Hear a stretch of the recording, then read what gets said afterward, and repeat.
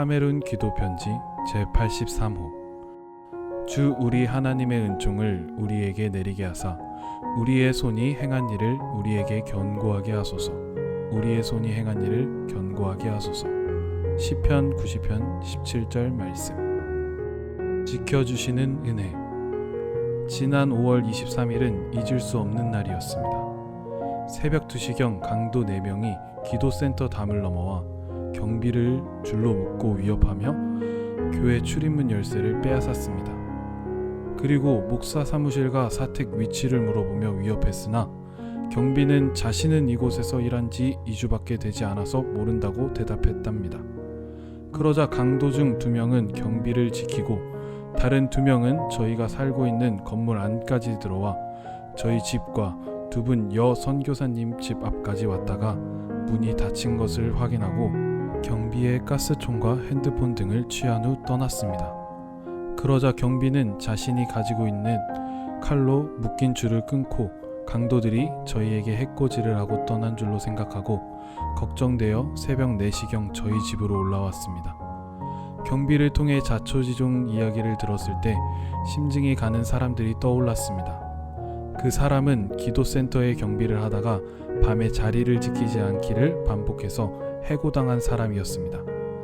그는 교회 울타리 안에서 저희와 같이 살면서 자기 형제들, 많을 때는 5-6명과 함께 기거했습니다. 물론 제가 그들이 오갈 데 없는 사람들이라 기도센터 울타리 안에 머무는 것을 허락했었습니다.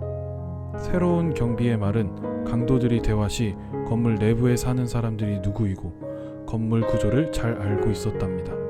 새벽 기도회 후 헌병대에 신고해서 헌병이 교회까지 와서 현장을 확인한 후 그들은 전 경비가 의심스럽다며 그를 데리고 헌병대로 데리고 가서 조사했습니다. 강도들이 교회 입구 문 열쇠들을 갖고 떠나서 철문을 제작한 기술자를 불러서 열쇠를 바꾸고 철문을 더 보강하는 일을 시킨 후 저도 헌병대에 가서 조사를 받았습니다. 조사 후 헌병은 전 경비에게 심증이 간다며 제게 어떻게 처리하겠는가 물었습니다. 저는 그에게 바로 이렇게 대답했습니다. 용서하겠다. 그에게 한 번만 더 기회를 주기 바란다. 내가 그를 잘 돌보겠다. 그리고 저는 헌병대 책임자를 찾아가서 그를 용서하겠으니 풀어달라고 부탁하고 그와 함께 교회로 돌아왔습니다. 저는 교회에서 전 경비에게 다시는 그런 일이 생기지 않도록 내가 내 형제들 중간에서 잘 해야 한다. 어려움 있으면 나를 찾아오라 말하고 웃으며 헤어졌습니다. 심증이 많이 가지만 한 번 더 품고 용서하기로 했습니다. 강도 침입 소식을 들은 많은 지인들이 염려해 주는 것을 보고 저희가 혼자가 아니라는 것을 다시금 확인할 수 있어서 기뻤습니다. 저희들을 위해서 기도해 주시는 성도님들의 간절한 기도가 있었기에 어려운 일을 당할 수 있는 상황에서 보호하심을 입게 되었습니다. 주님께 감사드립니다. 공급해 주시는 하나님 은혜. 카메룬은 행정구역이 10개 주로 나뉘었고 그중 발전이 가장 더딘 지역은 동부 밀림 지역입니다. 특히 베루뚜아에서 동부 끝인 몰룬드까지는 비포장길로 꼬박 이틀을 달려야 도착할 수 있고 비가 내리고 진흙탕길이 되고 원목을 운반하는 큰 트럭이 전복되고 수렁에 빠져나오지 못하면 그 길이 정리되고 뚫릴 때까지 마냥 기다려야만 하는 힘든 곳입니다. 지난 4월 26일에는 교회 개척팀 일원으로 얌팀비 지역에서 피그미족을 대상으로 사역하면서 다른 부족에게 복음을 전하는 평신도 사역자인 에릭으로부터 다음과 같은 편지를 받았습니다. 동부 밀림 지역에서 교회를 세우고 세운 교회들을 돌보는 일은 점점 어려워지고 있습니다. 왜냐하면 우기가 시작되면 비포장길이 진흙탕으로 변해 많은 지역이 차량으로 들어가기가 어렵기 때문입니다. 그러면 그 지역에 있는 오토바이 택시를 이용해서 교회들을 방문해야 하는데 그 비용도 만만치 않아서 오토바이를 이용하기가 쉽지 않습니다. 그래서 어떤 날은 밀림 속의 교회들은 돌보기 위해 걷다가 야생동물들을 만나는 위험도 있었습니다. 지난번에는 자시 지역에서 나쁜 사람들에게 공격을 받기도 했습니다. 에릭 사역자는 이렇게 밀림에서의 사역은 교통수단 없이는 먼 거리 이동이 불가능하고 야생동물과 지역의 나쁜 사람들에게 공격의 대상이 될 수 있어서 많은 위험이 있다고 합니다. 그래서 그는 편지 끝에 이런 도움을 요청했습니다.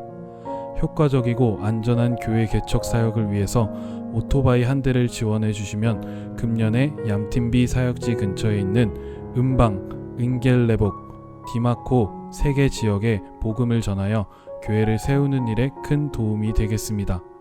이 기도 제목을 페이스북에 그리고 몇몇 지인들과 나누었는데 다음날 세계의 모든 종족 선교회 조장현 목사님으로부터 우리 선교회가 오토바이 한 대를 후원하겠다는 연락이 왔습니다.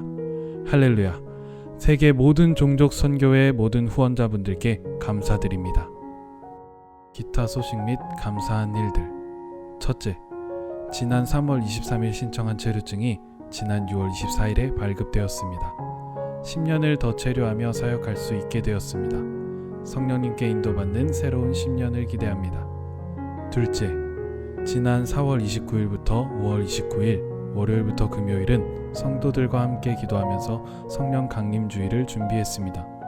코로나로 모임이 쉽지 않은 시기에 짧지 않은 기간 동안 꾸준히 기도회에 참석한 성도들을 보면서 교회 안에 기도하는 성도들을 세워주신 주님께 감사드렸습니다. 성령님의 일하심을 기대합니다. 셋째, 지난 5월 3일에는 교회에서 코로나로 생활이 어려워진 성도들에게 예배 후 각 가정당 쌀 3kg, 기름 1병, 빨래비누 2장, 토마토 소스 포장된 것 3개를 나누어 주었습니다. 성도들은 생각지 못한 선물을 받고 얼굴에 웃음꽃이 활짝 피었습니다. 사랑의 나눔을 하게 하신 주님께 감사드립니다. 넷째, 여러분께서 기도와 후원을 해주셔서 지난 4년 동안 사역을 은혜 안에서 마무리하고 7월 16일에 안식년을 위해서 출국하려 합니다. 카메룬 선교사역에 함께 해주신 모든 후원자분들께 감사드립니다. 코로나 사태로 항공사들의 공항 사용 승인이 늦어지고 있어서 출국 날짜는 아직 미정입니다. 봉쇄된 국경이 다시 열려서 예정된 날짜에 출국할 수 있도록 기도 부탁드립니다. 기도 제목들. 첫째, 매월 첫째 주일 저녁 카메룬과 아프리카의 영적 부흥을 위해서 기도하는 연합 중보 기도 모임의 성령 충만함, 함께하는 기도 동역자들을 보내주시도록. 둘째, 안식년 출국 전 7월 12일 주일부터 2층 본당에서 성도들과 예배를 드립니다. 감사와 은혜 충만한 예배가 되도록. 셋째, 기도센터 교회 건축을 재정 부족함 없이 아름답게 마무리하도록. 넷째, 한국에 있는 자녀들인 한빛, 한별의 믿음 성장과 건강, 학업과 진로를 주님께 인도함을 받도록. 다섯째, 다음 텀 양계 사역을 위한 땅 문서가 곧 마무리되도록. 여섯째, 저와 아내의 성령 충만, 기도와 말씀 사역, 몸의 강건함을 위해서. 일곱째, 금년 7월부터 시작하는 안식년을 위해 기도센터 현지 동역자들인 이스마엘, 도미니크 전도사를 잘 준비시키고 저희에게는 영, 혼, 유계심과 충전의 안식년 기간이 되도록 기도해 주세요.